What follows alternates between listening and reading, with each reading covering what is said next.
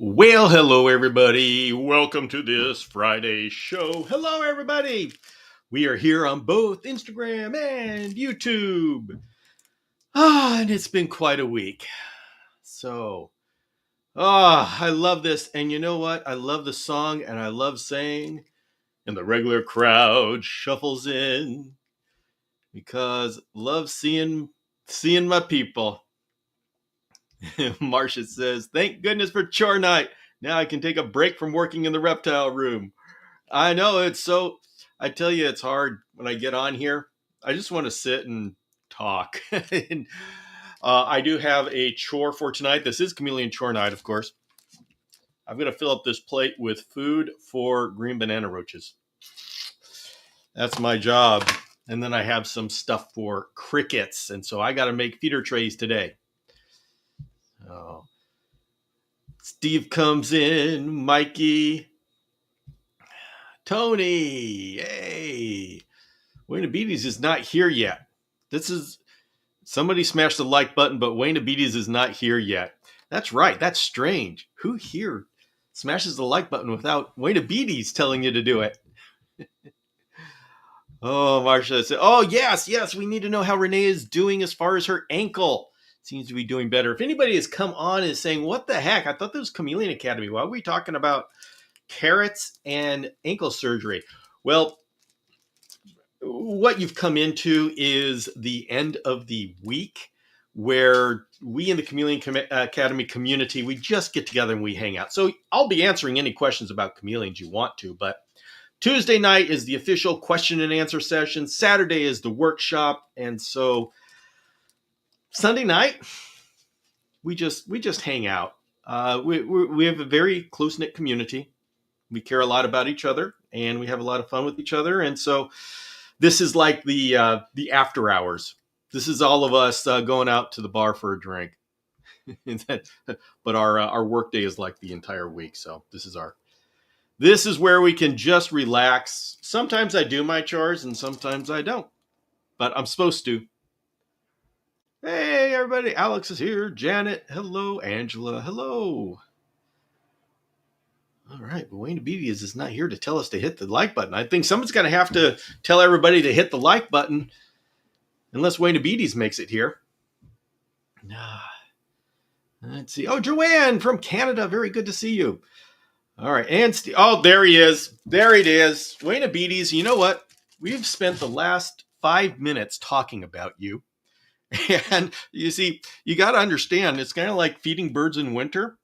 When everybody's expecting you to be here to tell them to hit the like button, well, somebody hit the like button without you being here to tell us to do it. And so we were all wondering, oh no, what are we going to do? So, something has happened that we didn't expect. So yeah, our fragile little sense of stability has been challenged. But you're here now.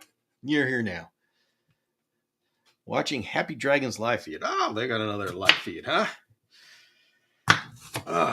Well, so I'm going to be doing this kind of stuff, making feeder tray stuff. Hey, Susan's here. Hello. So, Janet hit the like button. All right, everybody else, time to hit the like button. Say hello to everybody. And James is here, but of course, I don't have a whole lot of fog. Being this is the kitchen where I'm like making stuff. So, all right. We'll have to save the fog for Tuesday.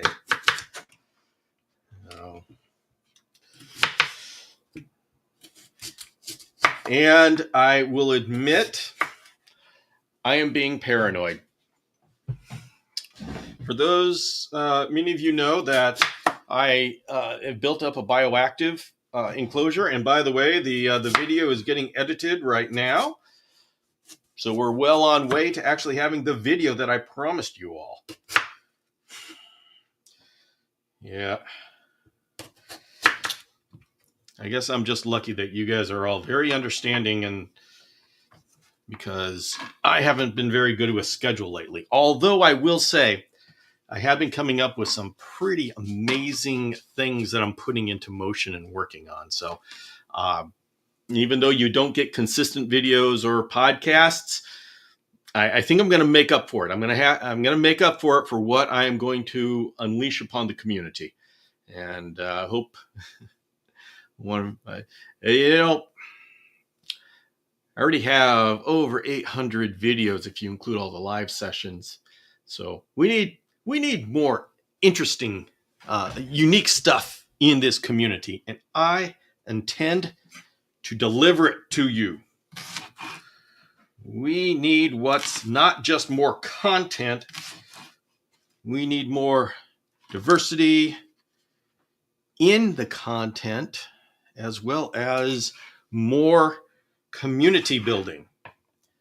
And there is a huge difference between building an audience and building a community. Very different. And you have to be deliberate about what you put out into the world if you want one or the other.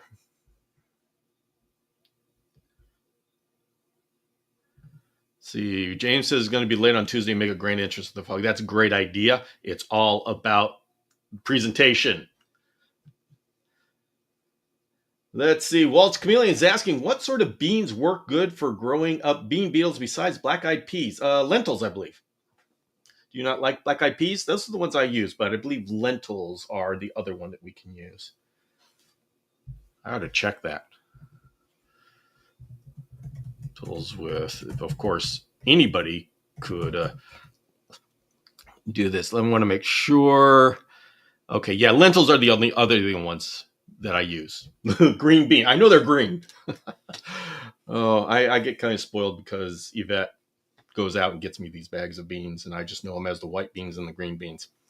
Yeah, I better figure that out if I'm going to be an educator, huh? So, oh my goodness. Lisa says, hey, pretty people. Okay, you've come to the right place. That's what you're looking for. Mm-hmm.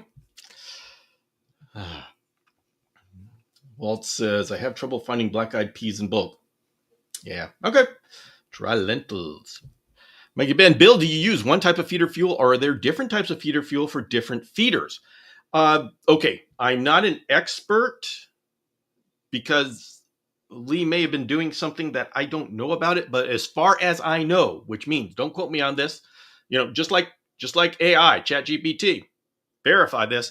But as far as I know, there is one feeder fuel. I wouldn't be surprised if he comes up with different ones. But if you're wondering, if you're asking that question because you remember that I used to have a green bag and now I have a silver bag, the green and the silver is the difference between 1 gallon or whatever, 1 pound, and the silver is 5 pounds. So it's the different size bags. That's the difference in the ones that I've been using. So wouldn't put it past Lee to start doing different variations on this.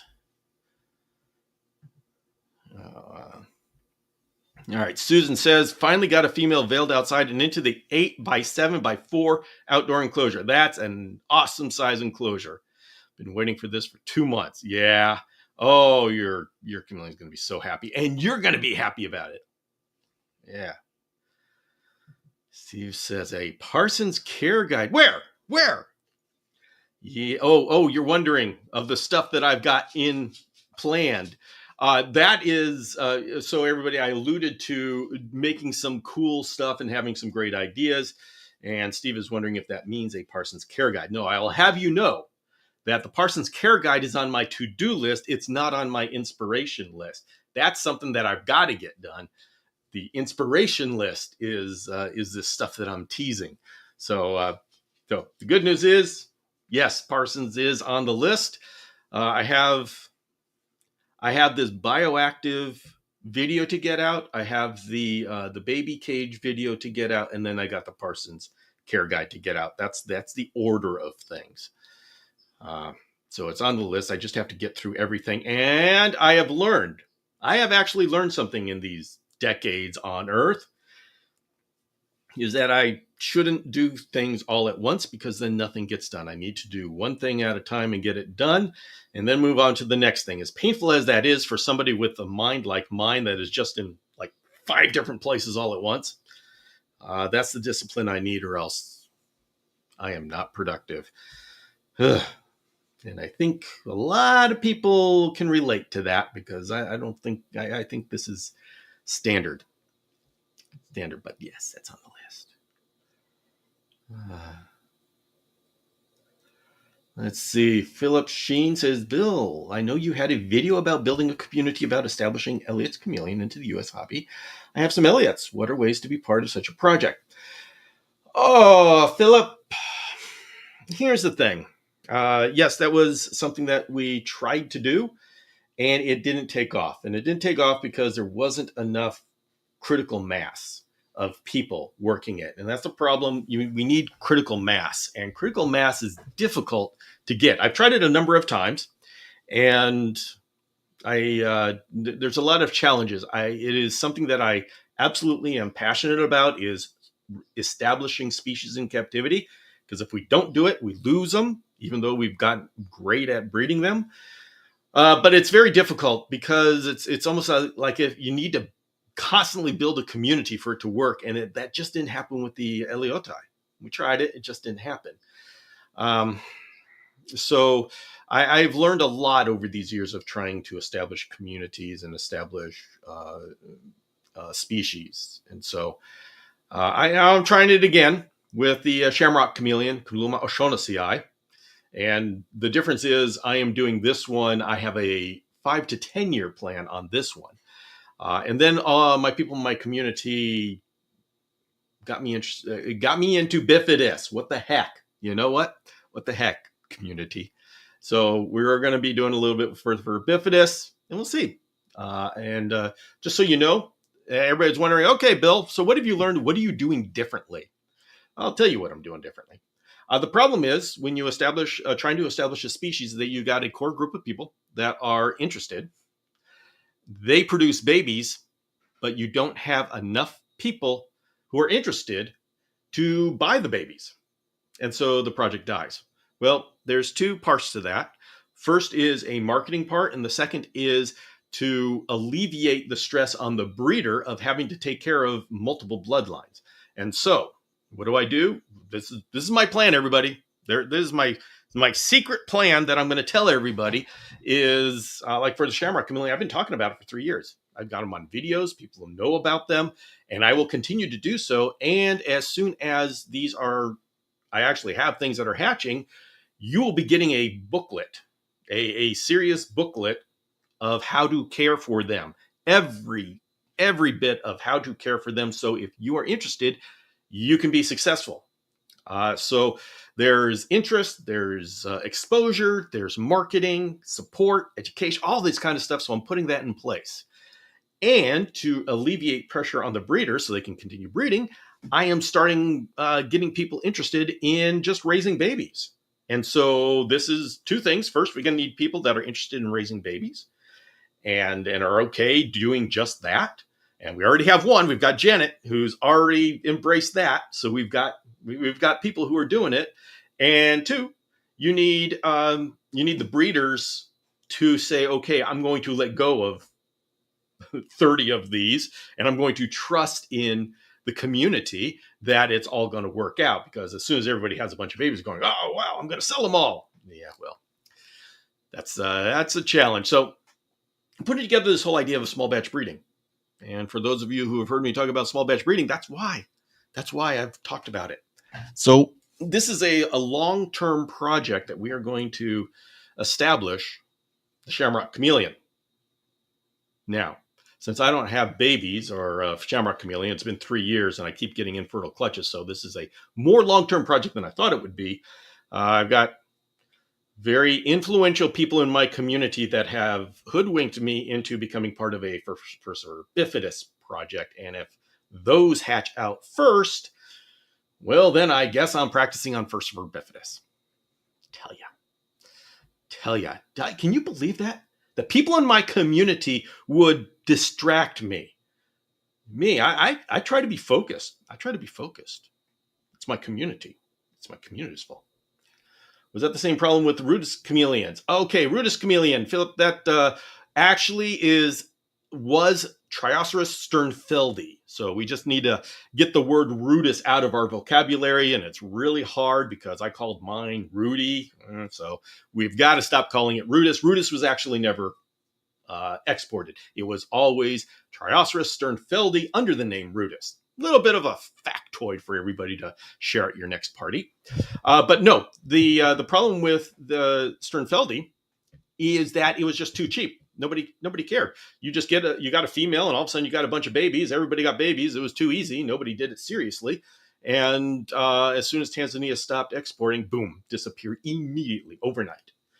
And that's a problem that not all the species were as easy to reproduce as sternfeldi, but we were reproducing Daramensis multituberculata without a problem. But nobody took it seriously. And Montium, by the way, everybody, Montium, Trioceras montium, the most incredible chameleon, Trioceras quadricornis, those are being bred without a problem, but not seriously. And so once the exports stopped, they just essentially disappeared.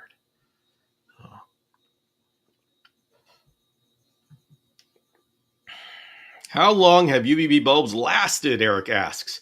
The solar meter and just rechecked my bulbs, and they're still good at 18 plus months in. Wow. I've only had to adjust branches like 1 inch this whole time. Yeah, some of them, it's like variations within the manufacturing. Some of them are just freaking awesome, and some of them just come out as duds. It's like there's just a very strange variation within the bulbs. I don't know if it's the batches that are being built or every one that's built has such variations. I don't know, but yeah, every UVB bulb have its own personality, just like chameleons. And you need a UVB meter to really keep them in check. I'll just do what Bill does to me and sit in the blue room. Yeah, please. James was emotionally scarred. Renee says mung beans. Did I get that wrong? Let me just figure out what a mung bean looks like. I should ask Yvette. Oh, it's mung beans that I use. Oh, I'm sorry. Who did I say that to?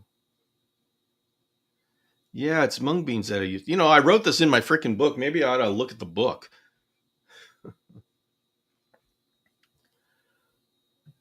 All right. Thank you very much, Renee, for catching me on. See, we're a community. It's hard knowing everything. So I get by with a little help from my friends. But yeah, I use Black Eyed Peas so much that I haven't really paid attention to the other ones. Hey, Mike dropped by. Hello.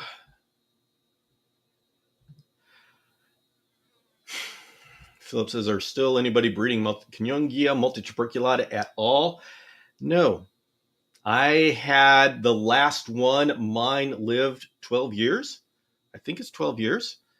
And mine was the last one that I know of in captivity. And he was a captive hatched one from, yeah. So that was a very sad loss. But just incredible chameleon. But it came in too cheap. And that's the thing. If a chameleon is cheap, people don't breed it. And then when it's gone, it's gone. So thing is, we decide which chameleons we work on by how much they cost to bring in. And we can't get away from that because we do have to sell them. And if they're too cheap as a wild caught, people say, well, I'm not paying 3 times as much for a captive bred. So it doesn't become valuable until it's no longer available. So this is the kind of dynamics that we have to work with. CEXO, we're talking about Canyongia multituberculata. Alicia says, Cash is eating like a champ. Oh, I'm so good to hear that. Made him a run cup out of half of a gallon milk jug and put a screen strip in the middle, and his appetite has been amazing since using it. Oh, I'm glad to hear that. We've been, Cash is Alicia's ambulo panther chameleon, and we've been worried about Cash. This is very good news.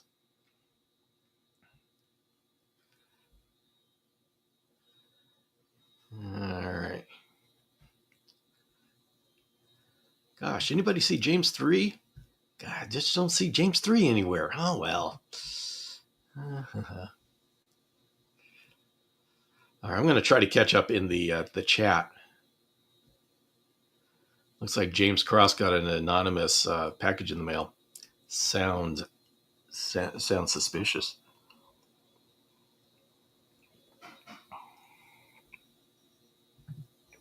Nate says we need a mainstream blade-nosed chameleon. Nate is talking about the Furcifer bifidus, which looks like an overgrown Kinyongia multituberculata. For some reason, chameleons really like the whole dual blade nose configuration. You've got lots of Kinyongia on the mainland, multituberculata, machii, vosmeri, I don't even remember how to pronounce that, fisheri. Very common to have those dual blades. And then on Madagascar, you've got Furcifer wilsey, Furcifer peteri, Furcifer bifidus. I tell you, lots of them. Yeah, bifidus. Yeah. See, you know what, James? You're just a bad influence. You and Nate got me into bifidus. I tell you.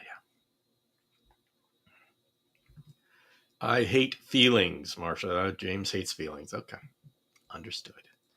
Oh,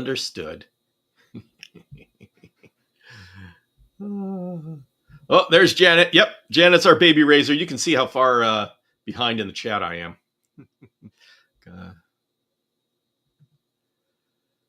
I have helped the owner sell them, also going to market my last ones. Yeah, so Janet's been really good at, she's practiced being a baby raiser. So now we're going to find, as soon as you're done with Caliptratus, you're all yours. We're going to find you 6 more. We need to keep you practiced. I love the fact that you lost self-control, Bill. It makes you human. Ha!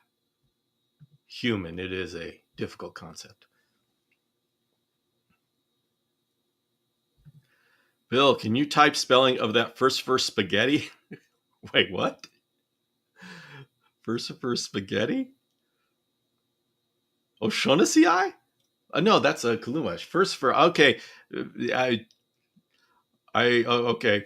You're talking about the different Furcifers that I just talked about? No, that was posted.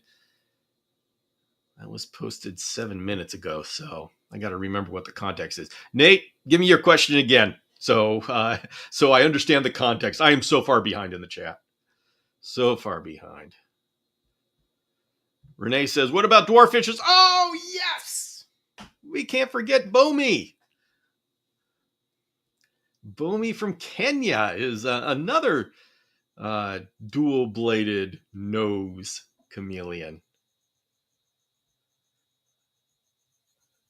So, Alicia says, in the next week or so, I'm going to try to start breeding banded crickets. Oh, boy, I hope you like chirping. You're going to have a whole lot of chirping in your life if you're breeding crickets. The Instagram person asked about, it sounded like spaghetti or something. Instagram. Okay. There was Trioceras ellioti that the Instagram person asked about. And then there was Trioceras sternfeldi. Is that what you're thinking? Maybe sternfeldi? I'll post it. Cerus sternfeldi. Okay, so I'm putting that in the chat. Trioceras sternfeldi was such a very cool chameleon.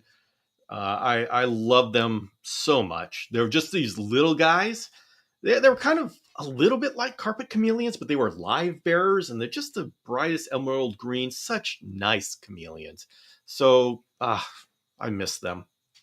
I worked with them. I worked with them a couple of times, and I really enjoyed it. So Renee says, I love the chirping. I grew up deep in the woods. I cannot stand the chirping of crickets. If I've got a cricket chirping in my house at 2 a.m. in the morning, I am up and I am moving. That is why everything in my house is on casters. Those are wheels that go in different directions. Because if there is a cricket in my house chirping at 2 a.m., I am going to find that dude and I'm going to end that chirping. I cannot stand it. And then I got people over here going, I love the chirping. Oh, well, we all just kind of have different ways of dealing with our chameleon obsession. Oh, and I got these people on YouTube talking about how they love the cricket chirping. Fine, fine, I'll send you all. You know what? When I had just 4 chameleons, so I wouldn't be bringing in 1,000 crickets. I would go to a pet store and they would let me pick out the female crickets, so I wouldn't have any chirping.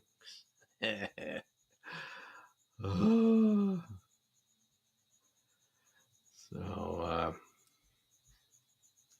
James is saying, my black crickets are now going on 2.5 weeks. They doubled in size. These have got to be the best crickets I've had. Yeah.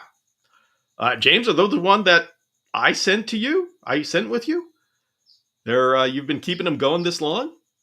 They are. Yes, we got these things called black crickets, and they are big and juicy. They are nice. They can't be sent over state borders, though. So, I've got them in California. I don't know where else they are. Black crickets are super juicy. They're big. They're just big packets. It's like your regular cricket is pretty scrawny. Nah, these black ones are huge, big. They're perfect Parsons food.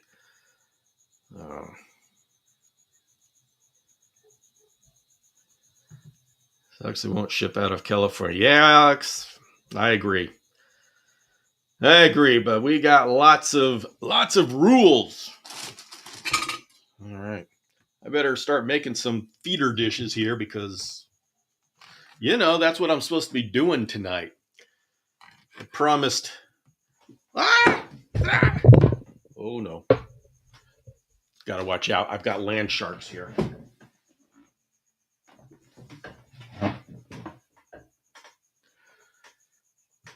Anytime those Shiba Inu dogs know that something has hit the floor, you know what it's like. It's all of a sudden a race. It's a race to who gets it, because they figure as soon as it hits the floor, fair game. Although I will say, my largest Shiba Inu, is actually occasionally he will wait until I say it's okay to go after it. So that's pretty good.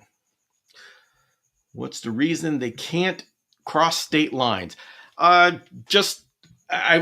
It always is that they're concerned about them getting out and populating in other states. And so I don't know what's magic about California. Usually we don't let anything in, but I guess somehow we got these and now they're considered already here. I don't know.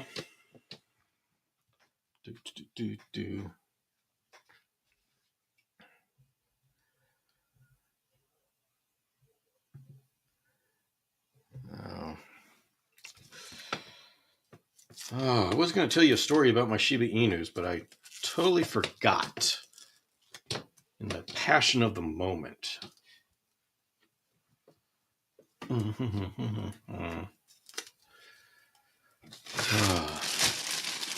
I will say, my wife is into isopods now. She has been into isopods for a while, but she's starting to really, really ramp it up.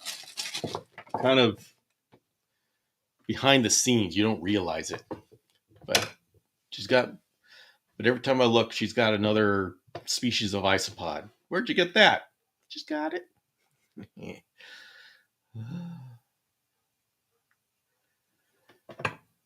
Mikey Ben's asking, is the chitin harder on the black crickets than compared to other crickets? They're soft. Thing is, though, they're big enough to bite.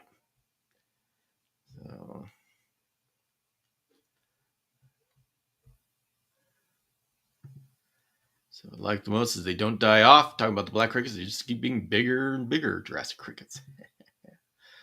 Renee says, is Tom or Paige here today? I have not seen either one of them. Although I don't think they usually come to the Sunday session. I think they are more for the Wednesday night session.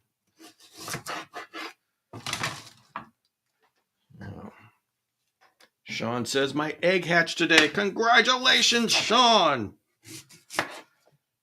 You are now on quite the adventure. Sean, do you feel ready? And you have the support you need for that egg that hatched?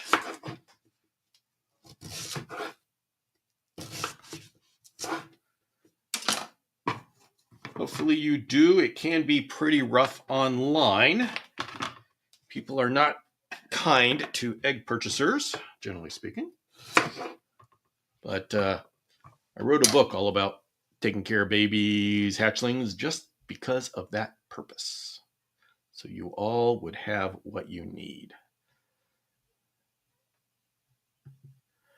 I am here on the Sunday show just to remind everybody, smash the like button to show the Chameleon God your devotion. Thank you, Wayne Abides, for your support. Wayne Abides is always there.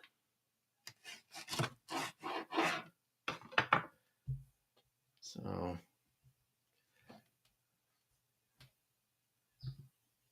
my wife says, saw my Instagram post of the hopper I got. Not happy. I told her I have her 8. Well, Mikey, we are here to help our spouses grow. Personal growth. AJ 2011 says, my chameleon passed. I'm very sorry to hear that. It's very sad when that happens. That is sad. We love our chameleons.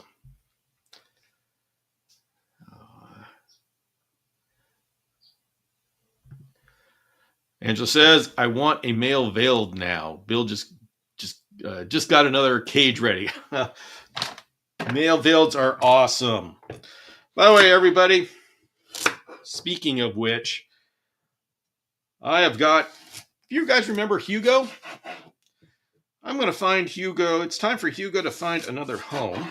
Hugo is definitely an ambilobe panther chameleon.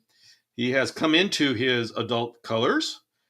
He's a young adult. And if anybody is interested, let me know.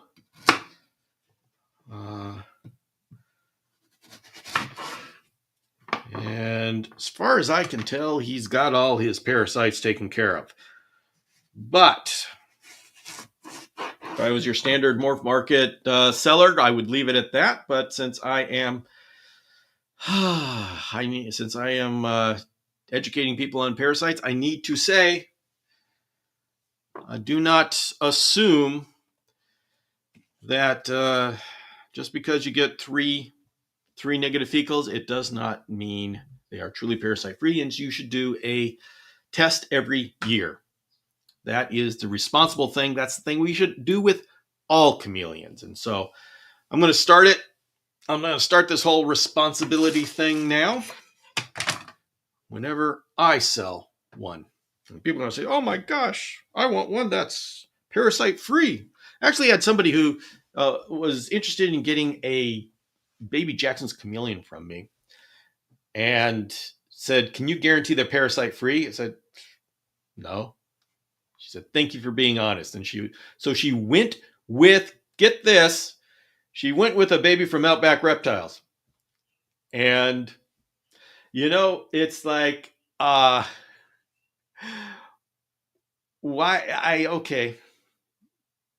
You know what? Being educated and honest just doesn't pay. So, anyway.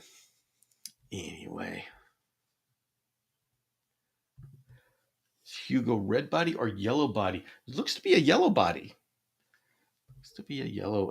He's kind of I'm working on getting him really fired up so I could know for sure. So I'm going to try. I haven't got him fired up yet. Um, I've been really enjoying his colors coming in. So I think I'm going to put another panther by him and see what he grows, what he flashes. This will be interesting.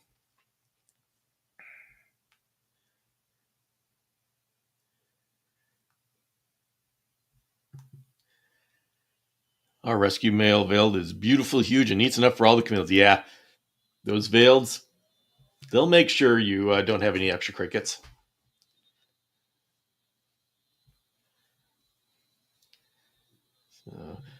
Azul still needs to be tested for parasites. Yep, but Renee, you got Marsha, who rides a wicked microscope.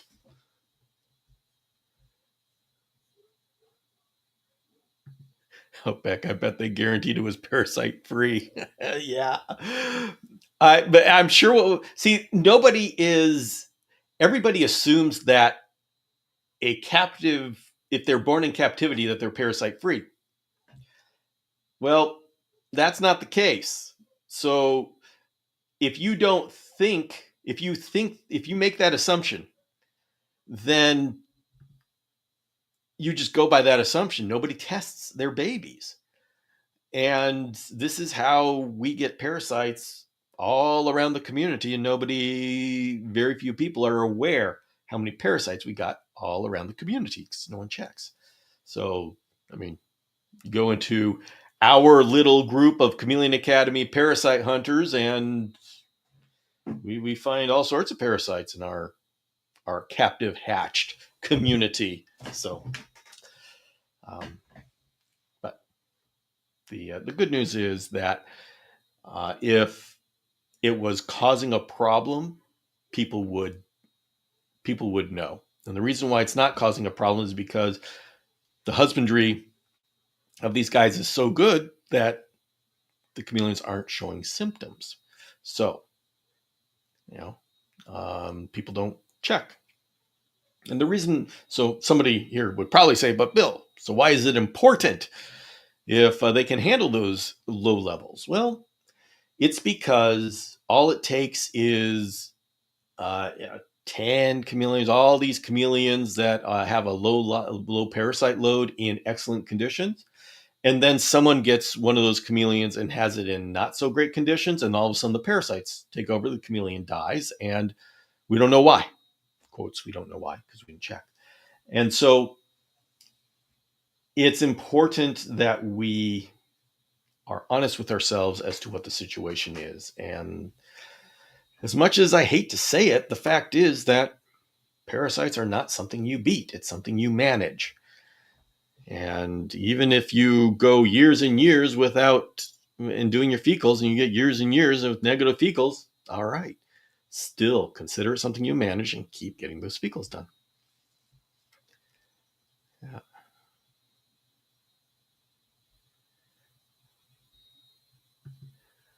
Outback, I don't know. Was it Outback or Underground? One of the two. I forget which one. So,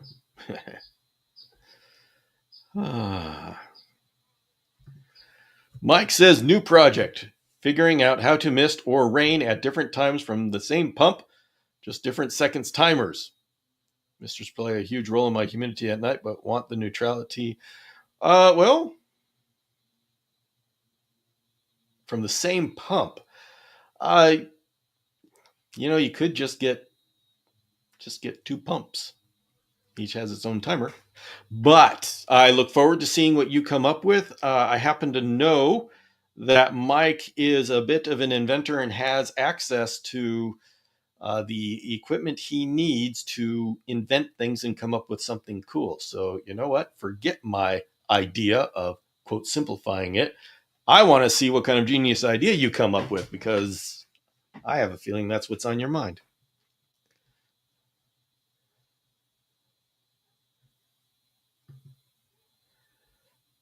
Weird question. Can a chameleon throw up? Abso-freaking-lutely. They can, they do. Not often, but they definitely can. Don Julio needs his fenbendazole tomorrow. All right, everybody. We need to next on Tuesday night. We all have to remind Marsha Ann to do give. We got to ask if Don Julio got his fenbendazole, and if not, we need to remind her to give it to him. So everybody, we are Marsha Ann's reminder. Tuesday night, we ask.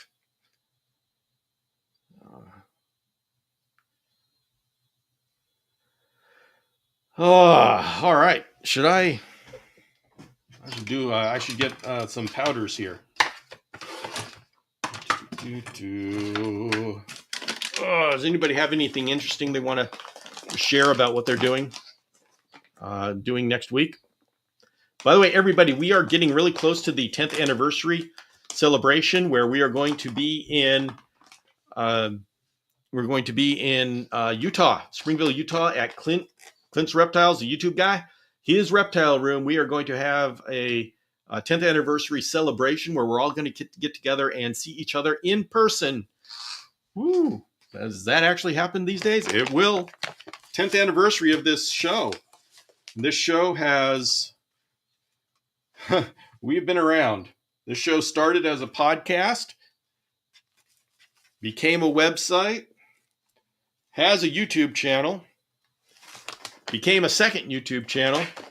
So, we've been doing a lot over these last 10 years.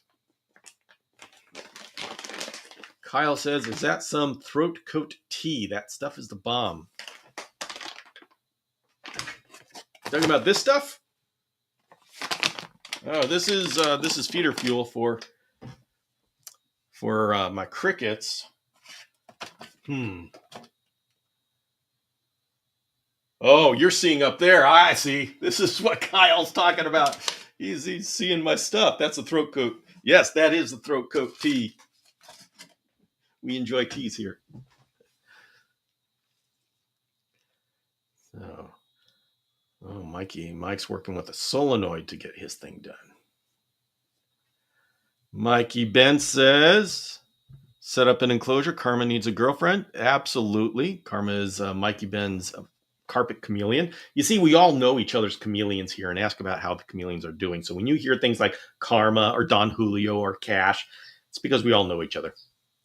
So Coco the Cam says, hey, Bill, thank you for all the info over the years. Your channels have made sure chameleons are super healthy. I am glad to hear that.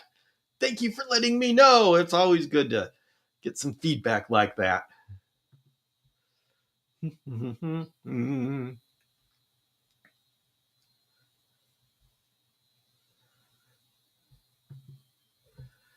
See, Alicia says, I found a white spot of something weird. It looked like the parasite medicine. I thought maybe the dirt was growing something. I tossed it. Now I wonder if he threw his meds up. Alicia, there's two possibilities here. If it was the medicine, number one, he could have thrown it up. More likely, he could have just spit it out. This is a problem with chameleons. Sometimes they're just really brats about it. So it all depends on, did you see him swallow it? So just another possibility. A feeder fuel tea would be wild.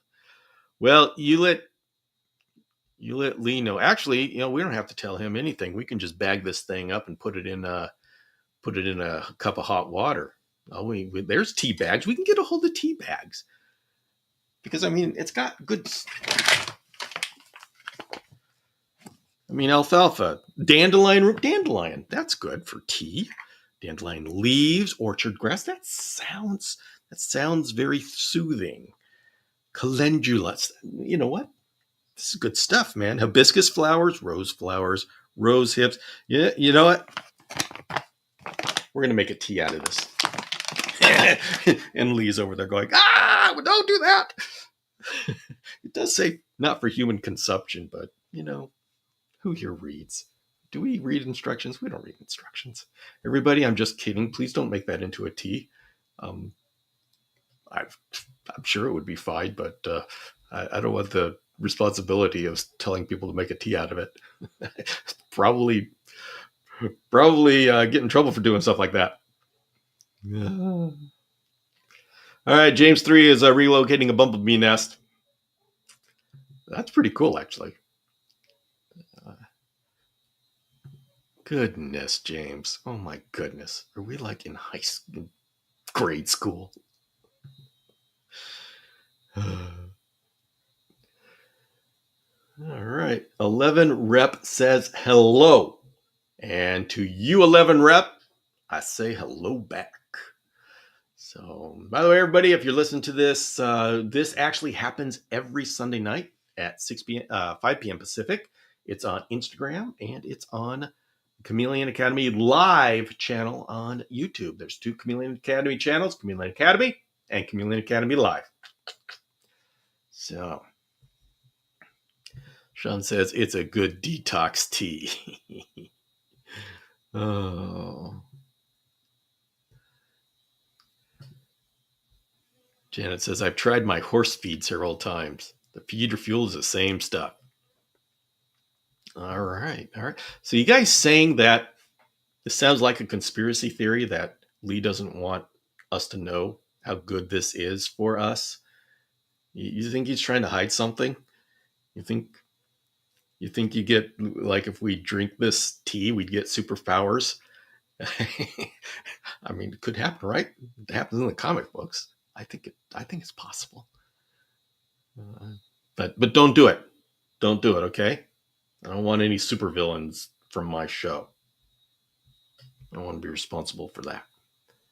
So, Bill, make a presso from feeder fuel. And Marcia says tequila shots might be better. All right, everybody. Feeder fuel tea or tequila shots.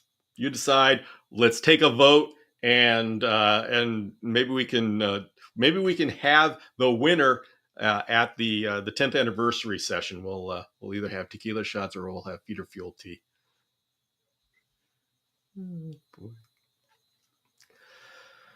Oh, guys, we are starting another week. Can you believe that? It seems like we've just been here. Like, these weeks are just flying by. So, but hey, you know what? At least we're having fun together, doing it together. I really love all this social media where we actually have platforms where we can go live like this. And so I think that's pretty cool. James says, let's see. Nate says, I don't do alcohol, so I'll do the tea. I'm a gardening type of person personally. Yeah, actually, I don't drink alcohol either. I've never been able to get used to the taste of alcohol. I've never developed taste for beer. I can't stand beer. I don't have a problem when people drink beer. It's just I can't do it. I think I've been able to get some white wines. I've been able to do. Now, pina colada, strawberry daiquiri, that doesn't count because you don't taste the alcohol in the good one. Long Island iced teas, I have tried. I have done pretty good with that. But once again, you don't taste the alcohol. So go for a smoothie. So let's see. Coco the Chameleon is asking, any tips on chameleon enrichment? Coco is like a puppy and does not want to stay in his enclosure. When I watch his camera, he waits by the door all day. How can I keep him busy when I'm not around? All right, Coco the Cam. First, you need to make sure that he feels secure in his cage.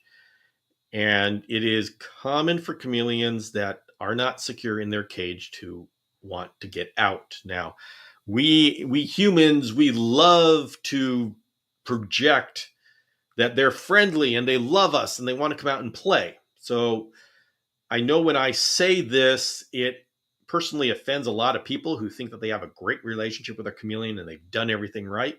But unfortunately, a chameleon's behavior when they want to continually are at the bottom of the cage or pacing the cage, they're not happy with the cage. It could be something inside the cage. Maybe they don't have enough plant cover. It could be something outside of the cage, like maybe there's a ceiling fan above or a air conditioning vent, or they can see out the window and they see a big tree out there and they say, hey, that's a better place to be. These are all reasons why a chameleon would not be happy with their cage, even if that cage setup is according to all the care guides. So we have to take ourselves out of the situation.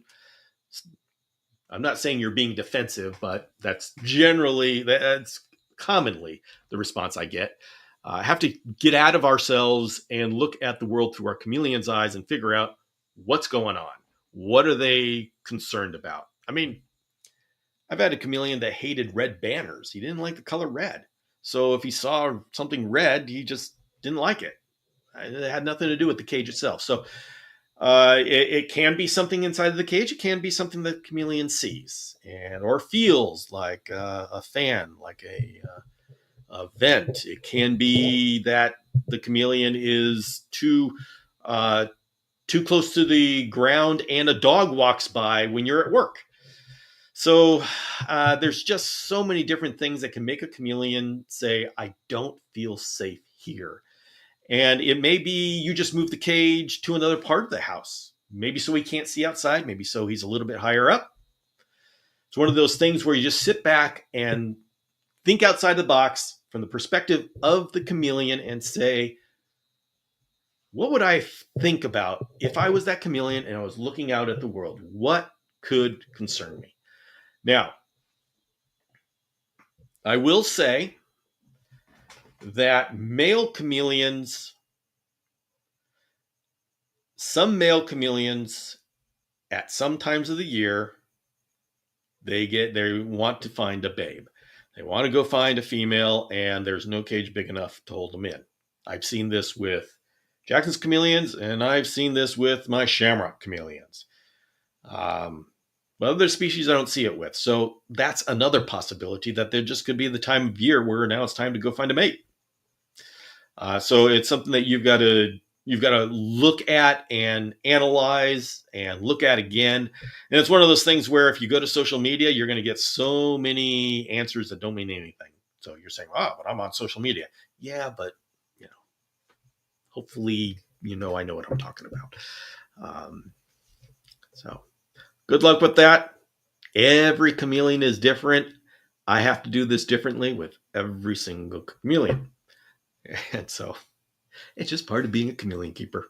So I say good luck with that, and just keep watching, keep thinking, keep watching, and try things. Since we can't talk to him, we've got to try things. So even if you don't know why he's doing that, put his cage higher up and see if that does something. Maybe you don't know why it would work. You're just going to try something. I'm going to move his cage higher up. I'm going to put his cage in a different corner of the house. Try different things until something works and go, oh, what was different? I don't know. I had a Miller's chameleon that Miller's a chameleon, by the way. Anyone who don't know, Miller chameleons are huge chameleons. And so I had this Miller's chameleon it was a 4-foot tall cage, but it was a small cage. And the Miller's chameleon was just really happy sitting in that cage, but I didn't feel good because I want him in a bigger cage. So I finally was able to get a bigger cage, and I had this big cage, and it was up high. It was perfect. Miller chameleon hated it, absolutely hated it. I filled it with plants. It was high up. It was, quotes, perfect. Mm-mm. That Miller chameleon did not like it. She didn't like it at all. And she would just pace and pace until I put her back in the smaller cage, and she settled in. Now, I don't want anybody to go away and say, oh, see, Bill, sometimes smaller cages are better. No, it's not that smaller cages were better. There was just something different about the situation. I'll say one thing that was different. The bigger one was a screen cage and outside. So many other things to see. The smaller cage was a hybrid cage. With a hybrid cage, they know they can't be attacked from the sides. So maybe she was feeling very insecure, and being in the hybrid cage meant she felt safer. That doesn't have to do with the size of the cage. That has to do with scanning the area and seeing what could be dangerous. So, whew. Bill has spoken.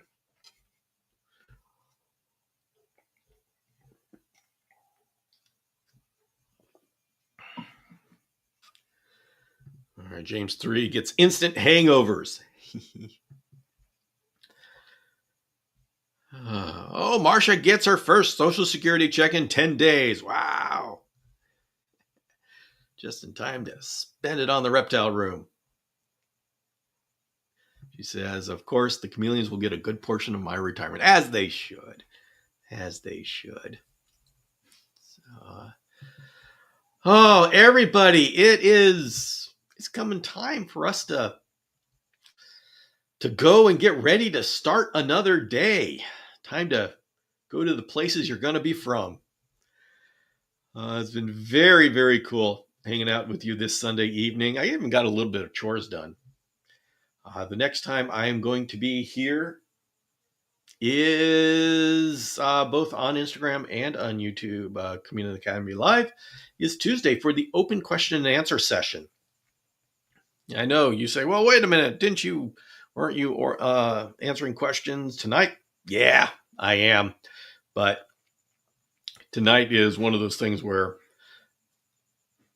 I don't know. I was doing, you know how this thing happened? I was making stuff. And I just decided to turn on the live session and didn't tell anybody I was doing it. And then everybody showed up. Apparently there's notifications that went out, and my core group showed up and said, hey, we're here. How's it doing? And so I said, okay, let's hang out again. So it just became a fun thing to do. All right. All right, everybody. I think that's it. I'll see you on Tuesday. Have a great week. It's been wonderful spending this time with you. We'll see ya. See if I figure out how to slowly shut down.